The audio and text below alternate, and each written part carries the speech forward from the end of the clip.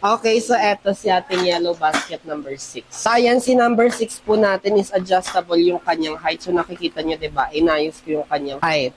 Okay, by the way guys, si ating yellow basket number 6 is one of our walker here. So maganda siya kasi may educational toys siya, as you can see, diba? Meron siyang monkey. Tapos meron siyang crabs, meron siyang ilog na toys na umiikot-ikot. Tapos may na nga din po yan siya with sound. So kailangan mo lang lagyan ng AA battery. So a total of 2 pieces of battery na AA yung kailangan mong ilagay. Tapos kapag tinanggal natin si educational toy, so have you noticed, may space po yan siya dyan. Pwede po siyang gawing food tray ni baby. With lock na nga din po yan ha, para kapag nakalagay yung ating educational toys is hindi po siya ni baby. Tapos makapal lang foam ng kanyang pinakaupuan, pa-diaper style, para hindi masakit sa singit ni baby. And of course, adjustable lang height and foldable si ating yellow basket number 6.